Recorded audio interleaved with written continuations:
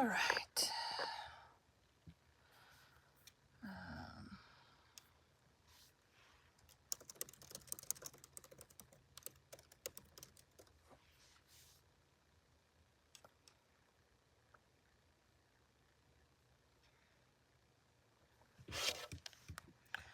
Make sure we are proper distance from the microphone.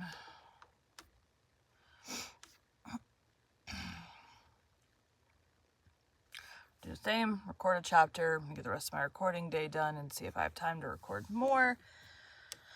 These chapters are shorter. There's not another 30-minute chapter for quite some time, so I should be able to get that done, but we shall see. I would rather get one done and then catch up a little bit on the weekend than not get any done at all. So today we'll be continuing Pride and Prejudice by Jane Austen. Chapter 20. Mr. Collins was not left long to the silent contemplation of his successful love, for Mrs. Bennet, having dawdled about in the vestibule to watch for the end of the conference. I need to mute my stuff, hold on. I just came out of sleep time. Conference. No sooner saw Elizabeth open the door and with quick step pass her towards the staircase, than she entered the breakfast room and congratulated both him and herself in warm terms on the happy prospect of their near connection. Mr. Collins received and returned these felicitations with equal pleasure, and then proceeded to relate the particulars of the interview, with the result of which he trusted he had every reason to be satisfied, since the refusal which his cousin had steadfastly given him would naturally flow from her bashful modesty and the genuine delicacy of her character. This information, however, startled Mrs. Bennet. She would have been glad to be equally satisfied that her daughter had meant to encourage him by protesting against his proposals, but she dared not believe it and could not help saying so.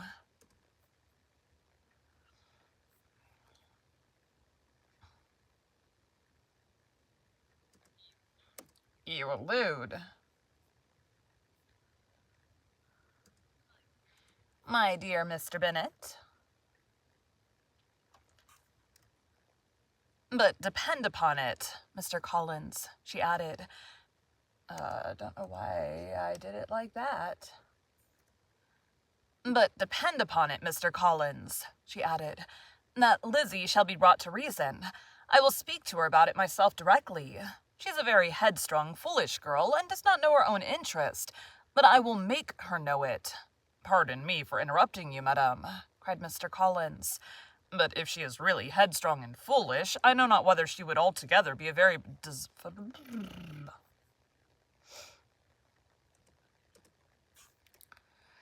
But if she is really headstrong and foolish, I know not whether she would altogether be a very desirable wife to a man in my situation, who naturally looks for happiness in the marriage state. If, therefore, she actually persists in rejecting my suit, perhaps it were better not to force her into accepting me, because if liable to such defects of temper, she could not contribute much to my felicity. Sir, you quite misunderstand me, said Mrs. Bennet, alarmed. Lizzie is only headstrong in such matters as these. In everything else, she is as good-natured a girl as ever lived. I will go directly to Mr. Bennet, and we shall very soon settle it with her, I am sure. Is there something else I can help with? No. Go away. Go away. Okay. I said something that turned it on. I am sure. She would not give him time to reply, but hurrying instantly to her husband, called out as she entered the library, "Oh, Mr. Bennet, you are wanted immediately. We are all in an uproar. You must come and make Lizzie marry Mr. Collins, for she vows she will not have him, and if you do not make haste, he will change his mind and not have her." Mr. Bennet raised his eyes from his book as she entered, and fixed them on her face with a calm unconcern, which was not in the least altered by her communication. Mr. Bennet. want to tell me? I have not the pleasure of understanding you, said he when she had finished her speech. Of what are you talking? Of Mr. Collins and Lizzie. Lizzie declares she will not have Mr. Collins, and Mr. Collins begins to say that he will not have Lizzie. And what am I to do on the occasion? It seems a hopeless business. Speak to Lizzie about it yourself. Tell her that you insist upon her marrying him. Let her be called down. She shall hear my opinion. Mrs. Bennet rang the bell, and Miss Elizabeth was summoned to the library. Come here, child, cried her father as she appeared. I have sent for you on an affair of importance. I understand that Mr. Collins has made you an offer of marriage, is it true? Elizabeth replied that it was. Very well. And this offer of marriage you have refused? I have, sir. Very well. We now come to the point. Your mother insists upon your accepting it. Is it not so, Mrs. Bennet? Yes, or I will never see her again. An unhappy alternative is before you, Elizabeth. From this day you must be a stranger to one of your parents. From this day you must be a stranger to one of your parents. Your mother will never see you again if you do not marry Mr. Collins, and I will never see you again if you do. Elizabeth could not but smile at such a conclusion of such a beginning. But Mrs. Bennet, who had persuaded herself that her husband regarded the affair as she wished, was excessively disappointed. What do you mean, Mr. Bennet, by talking in this way? You promised me to insist upon her marrying him. My dear, replied her husband, I have two small favors to request. First, that you will allow me the free use of my understanding on the present occasion, and secondly, of my room. I shall be glad to have the library to myself as soon as may be. Not yet, however, in spite of her disappointment in her husband, did Mrs. Bennet give up the point. She talked to Elizabeth again and again, coaxed and threatened her by turns. She endeavored to secure Jane in her interest, but Jane, with all possible mildness.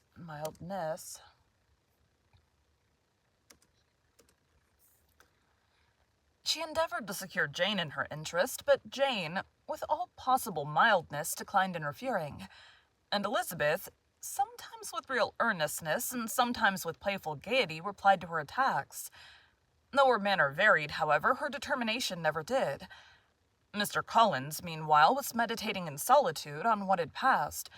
He thought too well of himself to comprehend on what motive his cousin could refuse him. And though his pride was hurt, he suffered in no other way.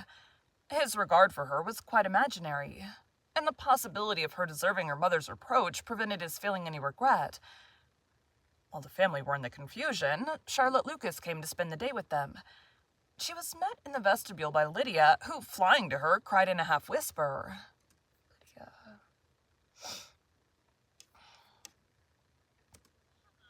Mama! I am glad you are come, for there is such fun here. What do you think has happened this morning? Mr. Collins has made an offer to Lizzie, and she will not have him. Charlotte had hardly time to answer before they were joined by Kitty, who came to tell the same news, and no sooner had they entered the breakfast room where Mrs. Bennet was alone, than she likewise began on the subject, calling on Miss Lucas for her compassion and entreating her to persuade her friend Lizzie to comply with the wishes of her family. Pray do, my dear Miss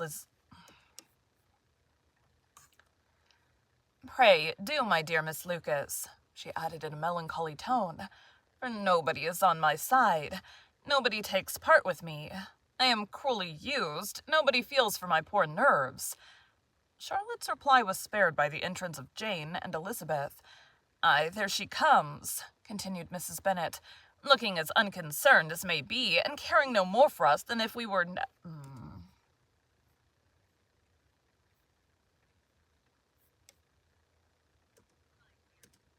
My dear Mr. Bennet. Looking as unconcerned as may be, and caring no more for us than if we were at York, provided she can have her own way. But I tell you what, Miss Lizzie, if you take it into your head to go on refusing every offer of marriage in this way, you will never get a husband at all. And I am sure I do not know who is to maintain you when your father is dead. I shall not be able to keep you, and so I warn you. I have done with you from this very day. I told you in the library, you know, that I should never speak to you again, and you will find me as good as my word. I have no pleasure in talking to undutiful children. Not that I have much pleasure, indeed, in talking to anybody. People who suffer as I do from nervous complaints can have no great inclination for talking. Nobody can tell what I suffer, but it is always so. Those who do not complain are never pitied. Her daughters listened in silence to this effusion, sensible that any attempt to reason with or soothe her would only increase the irritation. She talked on, therefore, without interruption from any of them, till they were joined by Mr. Collins, who entered with an air more stately than usual, and on perceiving whom, she said to the girls, "Now I do insist upon it that you, all of you, hold your tongues, and let Mr. Collins and me have a little conversation together." Elizabeth passed quietly out of the room. Jane and Kitty followed, but Lydia stood her ground, determined to hear all she could.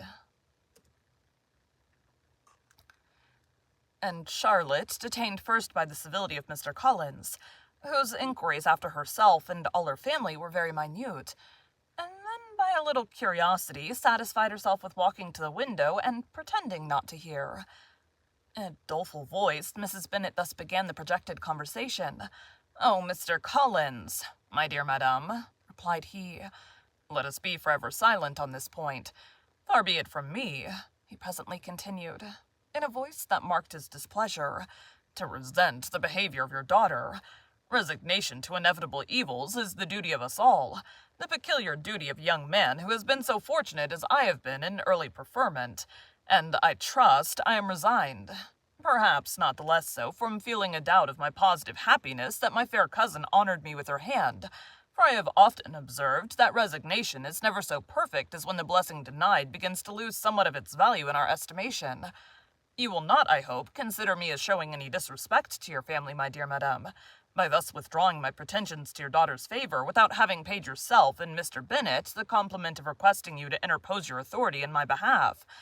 My conduct may, I fear, be objectionable in having accepted my dismission from your daughter's lips, instead of your own. But we are all liable to error. I have certainly meant well through the whole affair. My object has been to secure an amiable companion for myself, with due consideration for the advantage of all your family, and if my manner has been at all reprehensible, I here beg leave to apologize. Thank you for joining Bite at a Time Books today, while we read a bite of one of your favorite classics.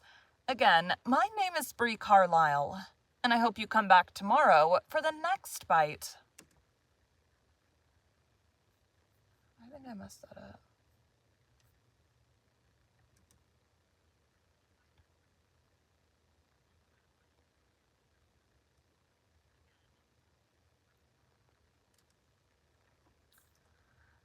And I hope you come back tomorrow for the next bite of Pride and Prejudice. Thought I'd said Pride and Prejudice earlier. Anyways, like I said, I'm going to stop there. I'm going to hop off and eat some breakfast really quick and then come back in and get my recording day done. And then after that, where did my mouse go? I might hop on and do another one. We'll see how much time I have left. Anyways, thanks guys.